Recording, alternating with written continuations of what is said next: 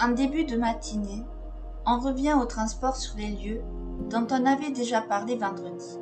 Le colonel Charles Chaillan est à nouveau à la barre des témoins, ainsi que le juge Jean-Michel Lambert et son greffier. Le major Roger Lemétayer, qui a effectué les chronométrages lors de cet épisode, s'est joint à eux. Dans le véhicule de la gendarmerie ont pris place à l'avant un gendarme qui conduit, il ne figure pas parmi les témoins, le colonel Chaillan, et, à l'arrière, entourant Muriel Boll, le juge Lambert et le gendarme Lemétayer. Le colonel Chaillan a indiqué comment les gendarmes ont agi sur les indications de Muriel Boll. Il a indiqué avoir été surpris lorsque Muriel, qui avait donné un itinéraire surprenant lors de ses premières indications, donnait la direction de Bruyères.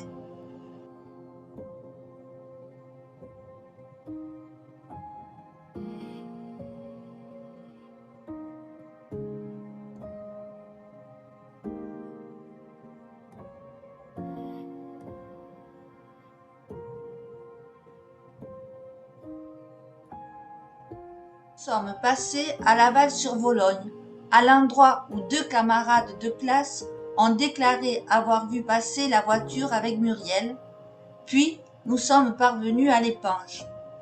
Mais tous les endroits n'ont pas été reconnus par la jeune adolescente. Le président tient à reprendre les points véritablement reconnus. Stationnement de la voiture sur le parking du collège, puis jusqu'au centre de Bruyères, et ensuite la fourche des Hauts de l'Épange, là où le véhicule s'est arrêté et où Bernard Laroche serait descendu pour aller chercher l'enfant avant de revenir. Au total, 6 minutes 3 secondes pour cet aller-retour à pied, trajet pendant lequel personne n'aurait vu Bernard Laroche et l'enfant. Le colonel Chaillan reconnaît avoir suggéré à Muriel Boll certains itinéraires lorsque elle ne se souvenait plus très bien. Le juge Lambert précise le transport sur les lieux avec Muriel Boll. C'est le commandant Chaillan qui indiquait l'itinéraire à Muriel Boll, dira M. Lambert. On apprend que le juge Lambert a demandé à Muriel Boll, à plusieurs reprises, si elle n'avait pas menti, si elle confirmait. Selon le colonel Chaillan et les autres témoins, Muriel Boll était très calme. La discussion s'établit entre les avocats de la famille Laroche et les témoins sur la topographie des lieux. Voit-on ou ne voit-on pas les toits, allusion à la maison des époux Villemain, de la fourche où la voiture de Bernard Laroche se serait arrêtée selon les indications de Muriel Boll.